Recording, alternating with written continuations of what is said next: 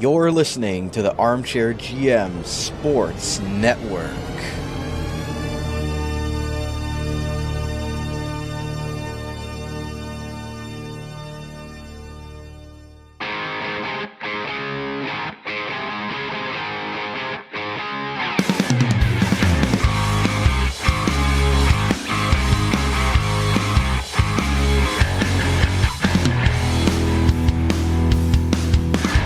This is Rod Mahood, your in-game voice of the Niagara IceDogs, and you're listening to the Dog Pound Podcast on the Armchair GM Sports Network, your podcast source for all game analysis, team interviews, and up-to-date news regarding the Niagara IceDogs. Perlini! Overtime! IceDogs win! They score! Verhage was also jamming away. It's a power play goal for the IceDogs. And they score! Hosang, first goal as an IceDog. Strom stops Shipley. Richie scores! Gets it to Akil Thomas. Thomas has the angle coming in. He scores!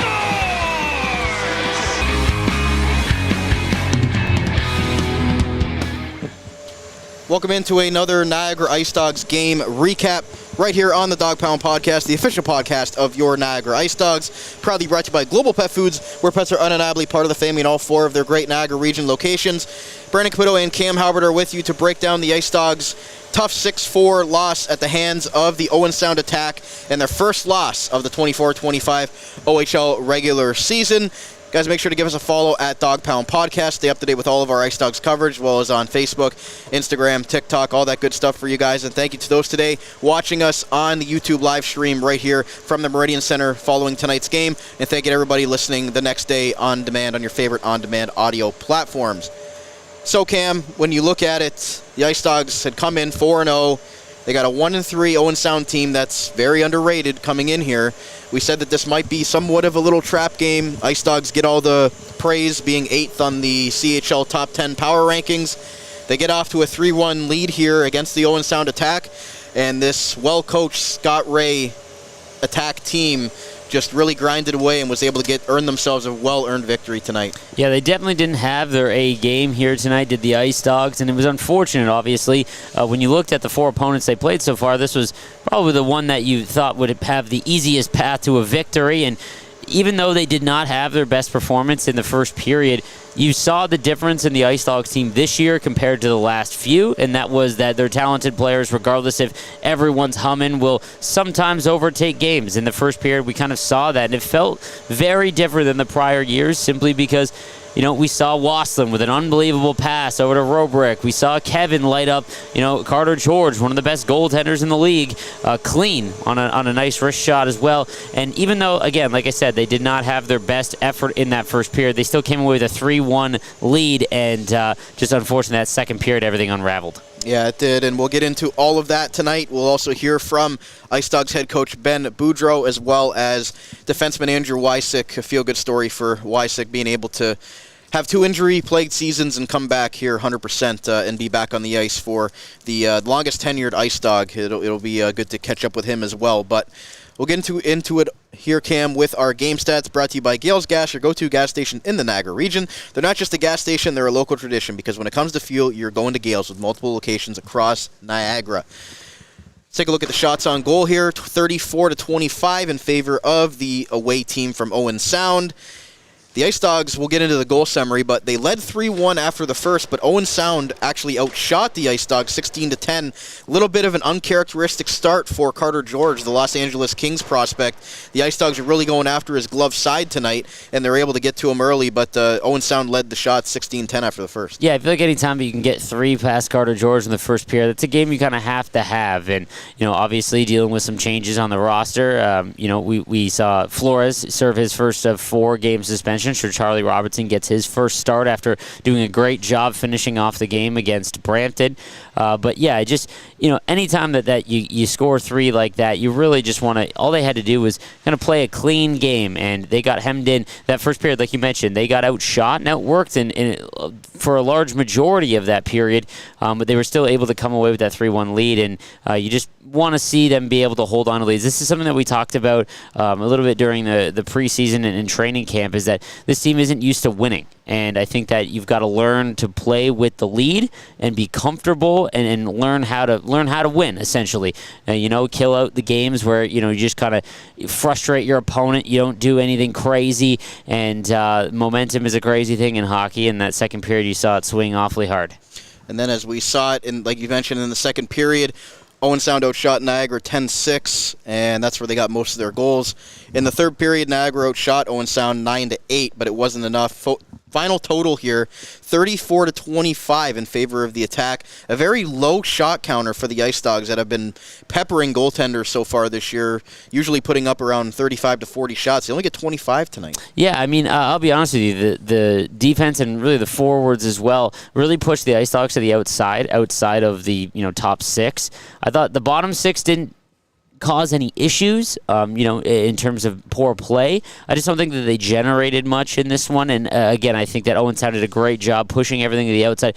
There wasn't very many breakaways or odd man rushes, and the ones that there were, the IceDogs were able to score, other than Brady Waslin after a massive hit from Ethan Zada, which would have been one of the more highlight reel plays of the season. But other than that, they really didn't get a lot of space and a lot of attempts. And again, you're going to have games like this. You're not going to have a perfect season. But like I mentioned, after the 4 wins that they had prior to start the season, all bona fide playoff teams for the most part, to lose this one to Owen Sound just got to be frustrating. And now they've got a back-to-back coming up against North Bay that, again, another team that is not penciled in to be a playoff squad, well coached, and they're obviously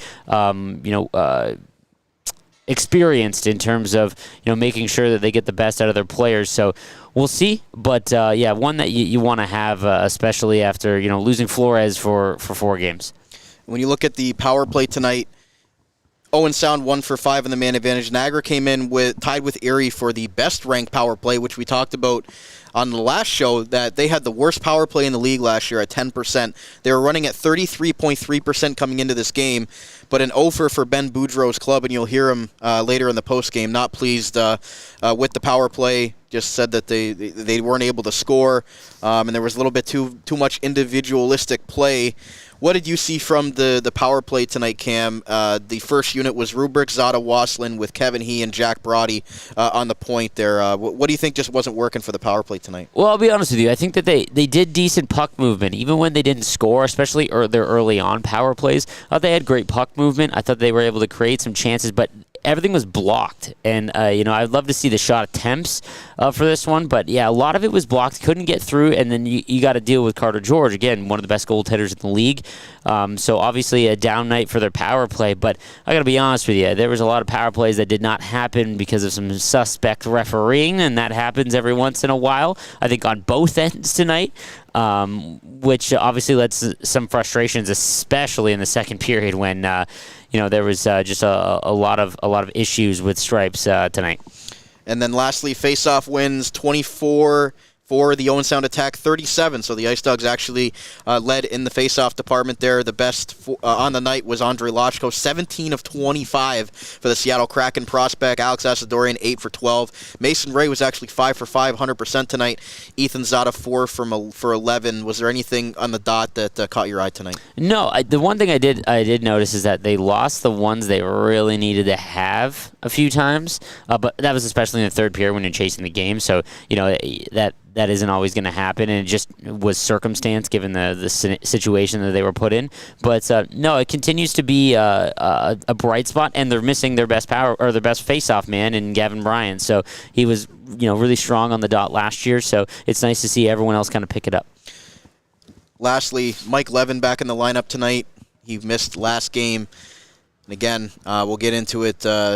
Looks like not good news for Matthew Paris for the IceDogs, but we'll let Ben Boudreay talk about that later on. He left the game, so there was actually some double shifting going on that top line because Paris obviously playing with Kevin He and Andre Lashko. They're the first line. They're getting the most minutes. We saw Ryan Rubrick really double shift there as the game went on, but when you lose a forward like that, he left basically midway through the second period. It's really tough to overcome, especially when you're losing a guy on your top line. No, absolutely. But I do think that they have the offensive depth now, whereas last year that might have crippled the team entirely, and they got back within one. And I do think that Levin obviously missing the early part and getting back into the lineup. I thought he was a bit off. He was one of the better players, surprising players last year. His goal scoring abilities, feistiness, I think he was one of the better players last year. There was a particular chance on the power or off the rush. Kevin fed him a great feed in front, and he just fanned on it. And like I said, I think the better days are going to come for Levin as he gets a little bit more up to speed as the season goes along. But obviously, we'll have to wait and see what the news is on Paris. Tough loss for him. He's always been kind of a quiet role player for the IceDogs and a very important one. Kevin and Lashko and Rubrick and Wasselin, they get all the attention. But Paris is right there at the forefront with all of them, and he's had a really good start to the season as well. Get into our scoring summary tonight, brought to you by the Niagara Employment Help Center, helping people find work in Niagara since 1983. Check out their up-to-date job board at ehc.on.ca to find your next work opportunity today.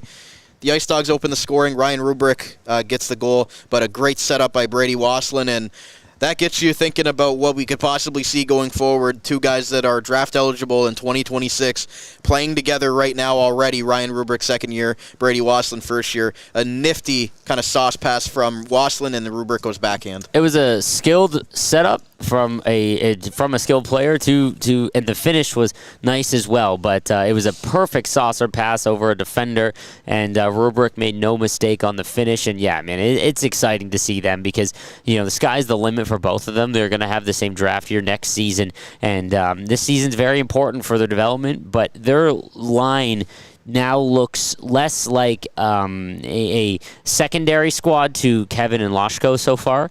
It looks like a 1A, 1B situation because, Kevin's had such a strong start to the season that when he's on there, it's impossible not to notice. But Wasselin has, when he gets an opportunity to create some space, he's very loud. I think that his game is a little bit more quiet other than the offensive side. He hasn't made any mistakes at all. But when he gets an opportunity to flash offensively, you really see the potential in him. And then Rubrick still has that finish that he had last year. So that was a great start to the game. And, man, like I said, we came into this one where the difference this season in the last four was the IceDogs were 4-0, and it felt like they should be 4-0, and this one felt like this is a win. And we haven't gone into a game where we expected a win in 5 seasons. And when they get that early first goal, you're like, oh my goodness, this might actually be for real. So, again, great start by them, though. And then Kevin He gets them on the board.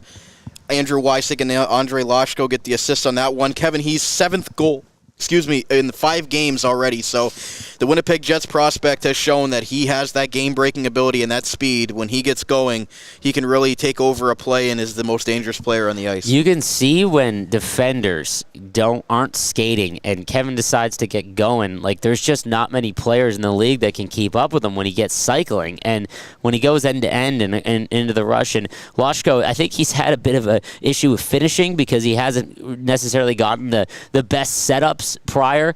He's been great everywhere else, but now he's starting to get the the offensive and the numbers, and my goodness, what a pickup for the IceDogs.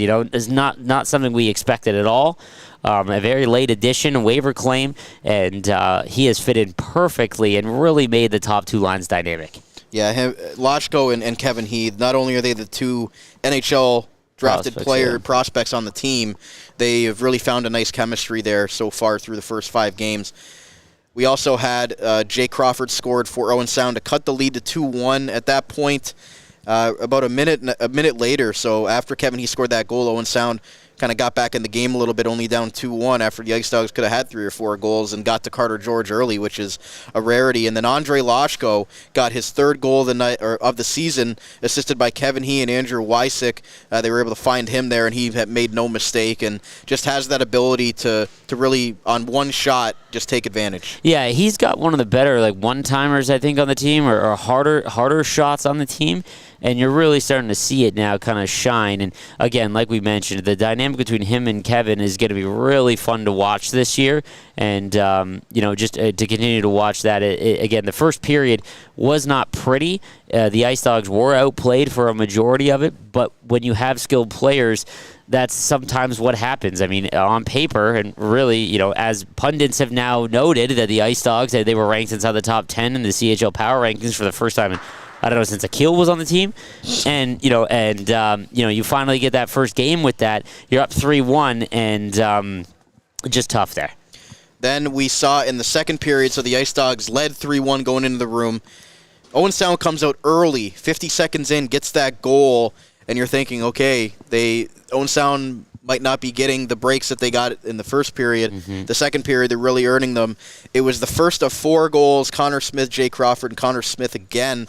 He actually had a hat-trick in this game, by the way, which we'll finish off with. But 4 unanswered in the middle period, and just a frustrating one for the IceDogs. No, absolutely. This whole period, as we touch on, I mean, I think the go-ahead, or the tying goal, or the go-ahead goal, was it Connor Smith's third or second? Yep. Was that floater from the point, and it hit Brody, I think, in the back, and went right past Charlie Robertson. So, again, I think that's something else, is that the IceDogs, we've talked about this last year, that their goals were usually pretty. It was either snipes from Robrick or Kevin or Azadorian on breakaways, things like that, and they still haven't taken full advantage of the ugly goals. They're getting the shots towards the net, and Owen Sound, again, I think less talented on paper, just were able to score ugly and take advantage of those opportunities. And again, Charlie get his first start of the season, so it's not like he was extremely warm. This is his first start this year, so they worked it perfectly in the second period. They got all the momentum, got the IceDogs back on their heels, and it wasn't until the third period that the IceDogs started to pick things up offensively. Yeah, we also saw in the middle period there a few, like you mentioned, calls that were called and not called. We saw Connor Smith had originally gotten a slashing penalty, or a trip on a breakaway. We went to the commercial break, came back, and he's on the bench. There's no penalty. We also saw Ethan Zada get slashed in the corner. He goes back to the bench, and he gave a little bit to the referee. Referee tees him up for an unsportsmanlike conduct, and that got the IceDogs head coach Ben Boudreay pretty fired up. Well, I mean, this is the frustrating part. I think that if you're going to call the game extremely tight, then it has to go both ways, and that's fine. I think there's probably 150 slashes that happen throughout the game, and you're either going to call them very tight, or you're going to call them, it really takes a two-hand shot to get a call. The one on the breakaway made no sense on Lashko, because the ref's arm went up, and Lashko got the puck in the corner after the failed attempt on the partial break, and then he flipped it up because he wanted to get the puck touched so that they could go get their power play out there. And then, like you mentioned, they went to break. We came back and we looked up, and it was 5-on-5. And we're like, what? Like the play shouldn't have stopped. You know what I mean? Like that was unfortunate, because it was still Lashko in the corner by himself, which was frustrating. And then Zada refs. The game's moving a mile a minute, right? And they're going to miss calls sometimes. But there was a few that just were pretty egregious. And by the time that Zada got slashed without a call, he slams his stick and gives it to the ref, make sure he knows, and then he calls him for unsportsmanlike. It's just, I don't know. It's just frustrating to see, obviously, as an IceDog fan. But I'll be honest with you. There was a play in the third period where I thought Rubrick probably should have got a cross-checking penalty, and they didn't call that either, right? And when that happens, that's when things get dangerous, when there's, when you're not calling things because there's no consistency, that's when the players don't really know what's free game, essentially. And that's what they've got to avoid in games like this, because, it was a mess. And like you mentioned, I mean, head coach Ben Boudreay, he brought the ref aside, the one that made the call on Zada, and kind of asked for an explanation, and got to the point where the players just had to shoo the refs away because he just wasn't getting what they wanted, and unfortunate there. So after all that happened in the second period, no scoring for the first half of the third period, and then Ryan Rubrick with kind of an odd one. I didn't even really kind of see what happened on the play, but as you mentioned, he got high sticked in the face and was still able to get the puck in the net. I'm not sure if it was the puck or a stick or what it was, but it's kind of a jumbled up mess on a partial break, and he flipped his head back like he got high sticked, and then somehow, while he's still going, puts it between Carter George's legs to score the goal. And again, he's a special player, so he's going to score goals when you don't expect it to. And just a really impressive to get the game back within one. And I kind of felt like, if there was a way they were going to, to keep the streak alive, to come back against a team that you would expect them to win, that would have been perfect. But obviously they just kind of ran out of steam late, and, we have to move on to tomorrow. So Rubric gets a second of the night from Kevin He and Noah Van Vliet, and then the empty netter comes. IceDogs had the goaltender pulled trying to tie the game, and Connor Smith is able to flip it backhand, and the big rugged defenseman prospect of the Anaheim Ducks came over from Peterborough and gets himself a hat trick, 3 goals. Definitely wouldn't have expected Connor Smith to, on my bingo card, to be the guy with a hat trick tonight. Yeah, and again, the floater from the point was just a, you get pucks to the net. And like I said, I don't think the IceDogs have particularly, that would maybe be the one area that I'd like to see them continue, but you can't really complain about the IceDogs start the season, right? No. But we talked about it last year. There just wasn't a lot of ugly goals. And that one was simply just a floater from the point, hit Brody in the back, and it bounced right past Robertson. So, and then I believe the last one was an empty netter. That was the Connor Smith floater, yeah. Yeah, exactly. So, a good night for him, I guess. But I don't think that he's going to have many nights where he's going to get a hat trick because, like I said, they weren't all pretty, but they do count. And we quickly, before we hit the break, this Owen Sound team, the IceDogs came in riding a high. Owen Sound is a team that's traded away Cedric Gandon. They've traded away their captain, Colby Barlow. They've got a really young roster here. We know they have a solid coach in Scott Ray. And, again, this goes to show you that on any given night, even the teams that aren't necessarily the most skilled on paper, as you said, can come in and work hard and get a victory, just like the IceDogs have done through their first 4 games of the year coming in as underdogs. And maybe in this game, they were viewed as the favorites in this game. And that just goes to show you right there of what a complete game effort can do for you, and giving Owen Sound a well-earned 2 points. What it reminded me of is Flores the last 2 years. Like, there was games, the IceDogs didn't win a lot, but there was games where that Flores didn't make any mistakes. The goals that he lets in, you kind of expect to see. Whether it's the breakaways or the one-timers, the 2-on-1s, those kind of things. But I think that was really the difference tonight, is that Carter George stopped one more than Charlie Robertson. And obviously the team in front of them didn't have their best game, but you really see what Flores does in terms of not just like in performance, but confidence as well. I think that goes a long way. And, Charlie Robinson, again, maybe a couple goals he'd like back tonight, but he's going to have a good couple of starts here against some easier opponents than not. And, I think he's going to have a bounce-back performance tomorrow night against North Bay. Yeah, that's a good thing for the IceDogs. They're able to get right back at it tomorrow on home ice. So we're going to take a quick commercial break. We're going to come back. We're going to get post-game from IceDogs head coach Ben Boudreay, as well as defenseman Andrew Wycisk. So stay right here. We'll be right back on the Dog Pound Podcast, the official podcast of your Niagara IceDogs, proudly brought to you by Global Pet Foods, where pets are undeniably part of the family. Back after this. Did you know that the Global Pet Food stores in the Niagara region are all independently owned by members of the local community? We believe that pets are truly part of the family and are a source of joy in everyday homes around the world. Yet that living, loving experience usually doesn't happen all on its own, but takes extra effort to create and maintain.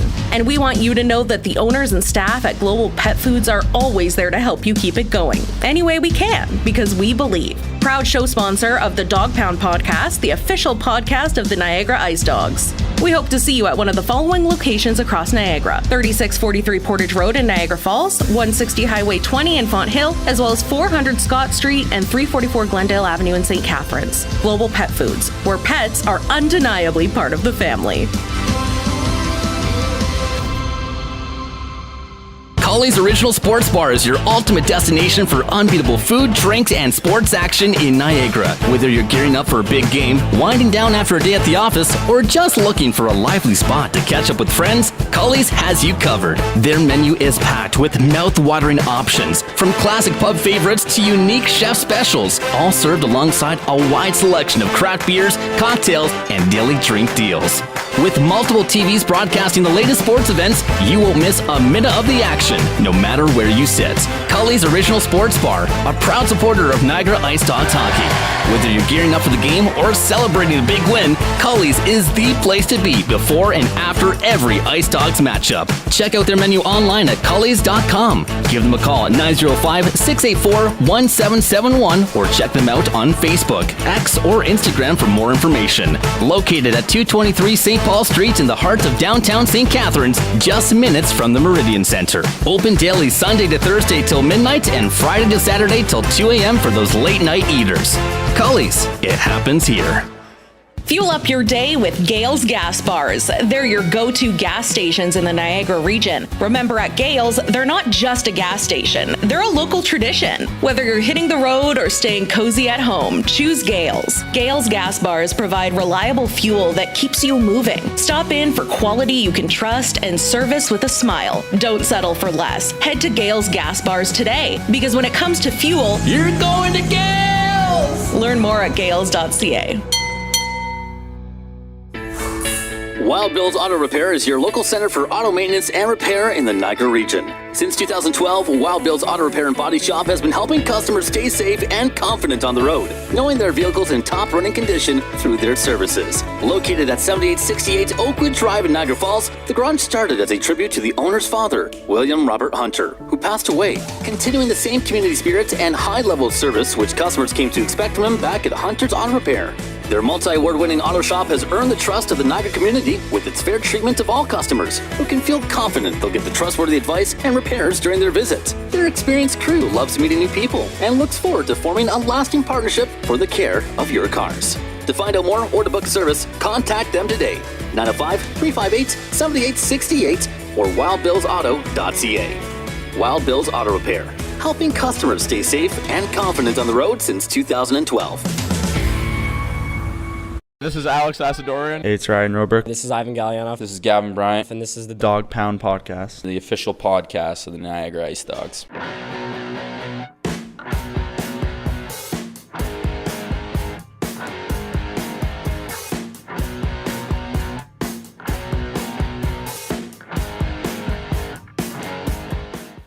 Welcome back to part 2 of today's Niagara IceDogs game recap, right here on the Dog Pound Podcast, the official podcast of your Niagara IceDogs, here on YouTube Live. Thank you to everybody listening to us tonight on live reaction after the game here at the Meridian Centre, and thank you to everybody listening to us the next day on your favorite on-demand audio platform.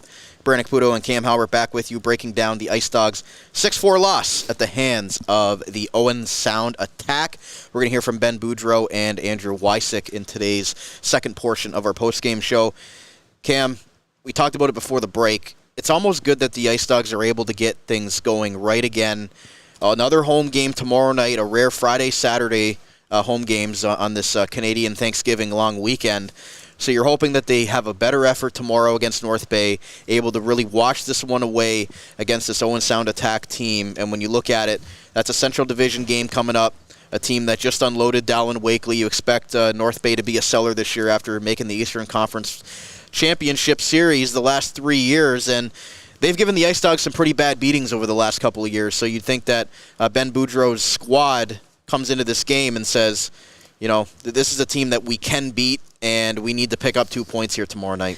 Absolutely, because, again, like I mentioned, that they start out 4-0, but this team hasn't been used to winning, and I think that's going to take a little bit of time. It sounds silly, but there is a skill to it, right? Like when you get the lead and you can kind of sit on it and really kill the clock and things like that. And I think that tonight the game got away with them because I think they might have assumed that, hey, this is a team that we should beat. We've started out great and just kind of let the foot off the gas, even after a first period that was pretty rough. But I think that the danger now is that North Bay comes in and they are in the same situation as Owen Sound. They're selling off, and there's just not nearly the same devastation that they would bring in prior years, and it makes it feel like you almost really need to have this one, because then right next week you've got Ottawa and Kitchener, and that's the final. That's a span of 4 games where you might undo the perfect 4-0 start before Flores can get back. And if you can at least go 500 in those 4 games, I think that we're in a good spot. And it's all about just keeping the confidence alive, because you don't want the the kids that have been here, for a few years now, like Kevin and even Ryan now is in his second year, or Wycisk, like you get that feeling of like, man, here we go again. And this isn't the same team as those years, but it's hard. It takes a little while before that kind of just kind of like feeling wears off of you. And I think that tomorrow's now a big game. Had they won this one, everything's still rolling, feel good. Maybe you win a game maybe you shouldn't have, and then that way you come into the next one really prepared. But I expect you're going to see an IceDog team that is going from the start tomorrow, especially after kind of the lackluster first they had in this one. We'll hear from IceDogs head coach Ben Boudreay in tonight's Wild Bills Auto Repair postgame, helping customers stay safe and confident on the road in Niagara since 2012 in honor of the late William Robert Hunter. Here's what the IceDogs head coach had to say of his team's performance in tonight's loss against the Owen Sound Attack.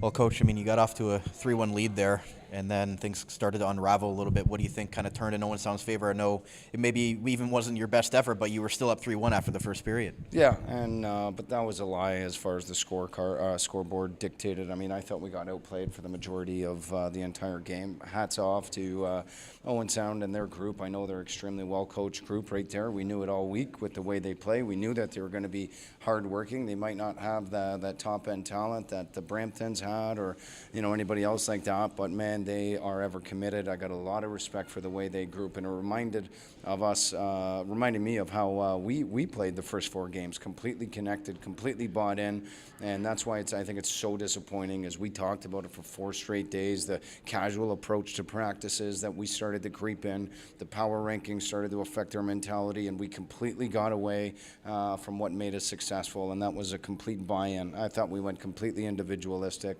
and some of our top-end guys, especially some of our younger guys, were just non-existent in the compete department. We wanted it easy, and when you want it easy, that's exactly what happens. Do you think when you go on a power ranking list like that after you have a good 2 weeks, do you almost think like that could be a devil's advocate because the guys start to get too ahead of themselves here and put the cart before the horse, as you like to say? Yeah, we forgot what our identity was, and that was a hard-working team, and all of a sudden we thought we were something different and it was going to come a lot easier, and listen, we got exactly what we deserved. We got it handed to us, and you could see the camaraderie in the group, how they bought in for their second win of the season, and it's just a little bit too little too late, and listen, we're going to find a way to respond as a group, and we're going to find out what we're made of. How do we respond from a loss? What did you think of the power play tonight? Obviously went 0 and your top-ranked power play in the league. Led looked good for the first 4 games. What do you think went wrong in that area tonight? We just didn't score. I didn't our group wasn't right. We didn't play well tonight. We didn't have our guys off. We missed Paris. With an injury right there, no excuses. We just didn't get the job done. When we had chances to score, we didn't. So there's been a couple non-existent guys on the offensive score sheet, and it's tough to rely on Rubric and Kevin every single game to carry us. So we're looking for our depth to come in right now, and looking for guys like, Paris is injured right now, but 11 or a Gallianov or a Razor, and somebody to step up with a little bit of contributions in our depth department as well too. Hoping somebody can step up and take the reins there, but. Right now, trying to put everything in hindsight, it is 1 loss in our first 5 games, but at the same time, still upset with the way it happened. It's you want to look at yourself in the mirror and say, we lost the right way, and I can't say that tonight. Lastly, about Charlie, Owen Flores, your starting goaltender, gets suspended for 4 games. Would you like to have some of those goals back, or do you think it was just the collective group in front of him that just let your goaltender down tonight? It was, Charlie's first full game in almost a month, and there was some rust. I'll put it very delicately, because we're going to need him for the next 3 games, but there was some definite rust in there. And, in a 1-goal game, that was the difference, outside of the empty netter. Probably would have liked him to make a save here or there, but I can't fault Charlie on this one. It's not his fault that we lost a game.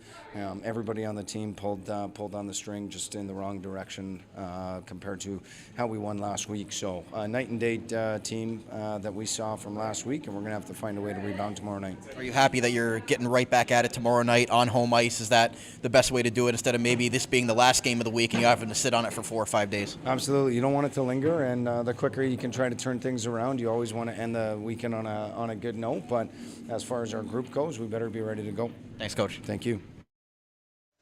There was IceDogs head coach Ben Boudreay in the Wild Bills Auto Repair postgame. Cam, some pretty candid and very honest thoughts, as always, from the IceDogs head coach. He said they didn't have their best effort tonight, and a little bit too individualistic for some of their top-end players. Well, I got to be honest with you. I feel like it's the thing I love about head coach Boudreay is that everything that you see as a fan or what you're watching, he's very, he's not afraid to perfectly explain what was going on. Everything that we just talked about prior to listening to that, that's exactly what happened tonight. Tonight they did not have their best game. They got out to, the 3-1 lead, and they got outplayed that first period, but they were relying on skill, and it looked an awful lot like when they came in the second period that even if they don't have the foot down to the floor, that they can still get by against a lesser skilled team because now they have the offensive horses. And what he mentioned about, always having to rely on Kevin and Ryan, like, that's 100%, because we talked about this before the game that, the bottom six hasn't been bad. We talked specifically about Gallianov, for example. He has been moving. Like, there has not been any bad plays by Gally, but he just hasn't finished, right? And the bottom six, if you're going to be a playoff team, they have to have some nights where they're the ones carrying the load. Like, that's just what happens on playoff teams. And so far, I mean, obviously the top six has just been so dominant, but they're going to have nights where they get bottled up by top four defense pairings that are NHL caliber. When you start playing the top end teams, so the bottom six really needs to start getting going, and I think they will. Specifically Gallianov, I didn't want to single him out. It's just someone I've seen that, he's been hitting and forechecking well and defending really well, and he just hasn't scored. He's been all around the net. It seems like everyone's finishing, and he just hasn't got it yet, and he's just a little snake bitten. Kind of reminds me of Kevin the first few games last year. Remember when he got off to that slow start, and it looked like he was just gripping the stick a little bit too much, and I think that'll come. But, again, just a frustrating game because, I think that he nailed it on the head in regards to they saw that they were, ranked higher, and they kind of got that, chest up feeling. And, losses like this are going to remind you real quick that in this league, you have to be going every night or you're going to have a hard time. And he mentioned about some guys needing to get going here. You mentioned Gallianov, still no goals on the season. Mason Ray, no goals on the season. Mike Levin, 1 goal. Alex Asadorian, a goal. But those are guys, once they start to really get going, that's when you're going to start to see the depth scoring of this team and how dangerous they can be, which is why head coach Ben Boudreay was so disappointed with those guys not being able to contribute on the board, because he knows what all those guys are capable of when they're firing on all cylinders. No, for sure. And specifically with Asadorian, I don't think that he's been so good on the power play that maybe that's where a lot of his offense has come from, at least from memory. And in the first 4 games, maybe not at 5-on-5. We haven't seen the same offensive flair. Everyone's moving, but this just, like, they weren't getting the pucks first. They weren't getting it in. Against Brampton specifically, man, every time they dumped it in, there was 2 IceDogs on the puck before. And, we'll see that again. I just think that this was a matter of taking your opponent too lightly, and, this is what happens. Thoughts on Matthew Paris? Sounds like he's going to be out at least for the rest of this weekend, but according to what head coach Ben Boudreay said, injured right now. Again, not the most encouraging news for a guy like Matthew Paris that, the IceDogs are really relying on this year. Obviously a very important player. That goes without saying. That said, this year, more than any other year in the past 4, they have the tools still available to them to succeed without. I think that in prior years, you lose one of the top 6, especially like last year, for example. We talked about that a lot. You lose one of the top 6, and there goes the season, right? And I don't think that's the case this year. I mean, knock on wood, maybe Kevin or Ryan, that might be pretty devastating to overcome. But that being said, Paris has been so instrumental, but he does it so quietly, right? Like the way he plays, he just is hardworking, and he's much like a defenseman where you don't hear his name as much, and that isn't necessarily a bad thing, because someone's got to get those guys the puck. Right, Kevin and Ryan and Loshko, like all the scorers on the team, someone's got to get them the puck, and Paris has done a great job at that. And we're definitely going to miss him for the next little while, however long he's out. Wish him a speedy recovery, and the boys are going to have to step up without him. Lastly, on Robertson, what did you think about the goaltender? What he said? Like I said, I think that there was the 5th goal, if memory serves. That was kind of the backbreaker. That's one that he needs to have. I thought all the other ones, they weren't awful by any stretch of the imagination, but you still need a goaltender to make some saves where you don't think they're going to make it. And that last one, he probably wants back, as that kind of put things, the 2 goal, they scored 4 straight as opposed to 3. They're within 1 going into the 3rd. So, obviously that was tough, but again, I think that for him, it's probably going to benefit him the most going up against North Bay immediately after. Him having to sit on that for a couple days probably would have been the worst, because I know tomorrow night, like I said, in the first period of games, even last year when head coach Ben Boudreay took over, that we saw the IceDogs in the first period, for the most part, control play, even against good teams. They really usually came out strong, and I think that we'll see that tomorrow.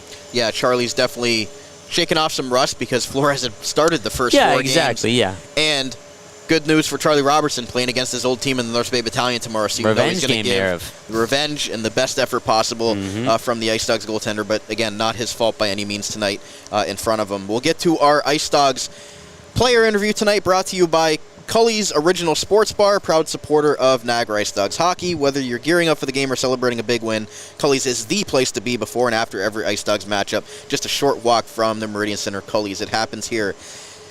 And it is with IceDogs returning defenseman Andrew Wycisk after an injury-plagued 2 seasons. Great story to see the longest tenured IceDog finally back on the ice. We'll hear what he has to say. Back in the post-game with IceDogs defenseman Andrew Wycisk. Andrew, not the game you guys want tonight after a 4-0 start, but I want to talk about you personally, what you've gone through the last 2 years to finally get back on the ice.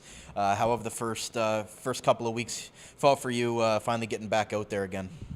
It's been great. It's been, first of all, a lot of fun to be back. I mean, it's been a long time of recovery and stuff, so it's great to be back and battling with the boys, and I've been loving the team so far and the way everybody's playing. Of course, tonight was a tough loss, but to start the season 4-0, it's a lot of high hopes, and I'm just really enjoying it so far. You're the longest tenured IceDog now. Does it almost feel like everybody around you's been come and gone in that locker room, and you're the elder statesman in there? So, what's the vibe like now that you've kind of been through the last 3 or 4 years with this team, and now hopefully seeing the fruits of your labor come together after going through it? It's definitely a little bit of a different vibe. I mean, just more experience, maybe more of a bit of a leadership role, but it's also all the new guys we got, and the way this team's been put together. I feel like in general that's a whole new vibe as well. I mean, these guys are battling hard, and it's really positive around the rink. What's been the biggest adjustment for you getting back on the ice, getting back at practice, getting back up to that game speed? What's been something that you felt like you've taken a kind of a big stride in as you've gone through it now for a couple weeks and really finding your feet? I think that always when you miss time, the most difficult thing is the speed of the game. Just your timing sometimes a little off when you return, but I think just even through the pace of the practices and getting a few games in now, I feel like it's coming along pretty well so far. So hopefully keep growing. What do you think is something that you're really going to try to work on as the season goes on, as you continue to get back into the game feel and everything like that? Like, what's one thing that you're trying to work on the most as the season goes on? I think just to fill more roles, like on being a reliable guy, whether it's a power play situation or it's a empty net or a goal down or whatever it is. I just want to fill into that role to be a reliable guy. IceDogs defenseman Andrew Wycisk. Andrew, it's great to see you back on the ice, and continued success. Thank you so much. There was IceDogs defenseman Andrew Wycisk on the Cully's postgame. Cam, it's just really nice to hear Andrew Wycisk after playing in a game. This is a guy that's had 2 straight seasons of injury-riddled time here. He played 24 games one season. I believe it was 28 or 29 the other season. And a guy that we had such high hopes coming into last season. He looked like he had taken a step, wanted the puck, wanted to be that power play quarterback that we thought he was going to develop into as he went into his 3rd year. But now back for his technically 4th season for the IceDogs. Feel like he's been here forever. A guy that is now, as I mentioned, the elder statesman of the organization. But what have you thought seeing Wycisk? He's got a couple of points so far this year getting back into it. Absolutely. I mean, he is the one defenseman that I trust in the offensive zone the most, and there is times that he activates a lot, and I think that when you consider that the other 5 defensemen on the team are really they're heavier, and they were what was missing last year. But you throw Wycisk in, and he's got that little offensive flair, breakout through the neutral zone, able to carry the puck across the line. He's a perfect blend for what the IceDogs have now on the back end, and a much improved decor. And it is great to see him back out there because he is a very integral part to the team, and I think they're going to need him for the majority of the season. That defensive depth is huge. We saw last year they were down to 4, sometimes 5 defensemen. So to have Wycisk back in there, it just gives you so much more depth throughout the lineup, and you're able to really roll 3 defensive pairs and not have to double shift other guys that we've seen with the lineup. So it's just great to have him back in all aspects. Absolutely, man. Like I said, it's a feel-good story. It feels like he has been here forever, but because he's been injured so often the last 2 years, it doesn't feel like that, right? But when you think back, it's his 4th season, just kind of crazy to think about.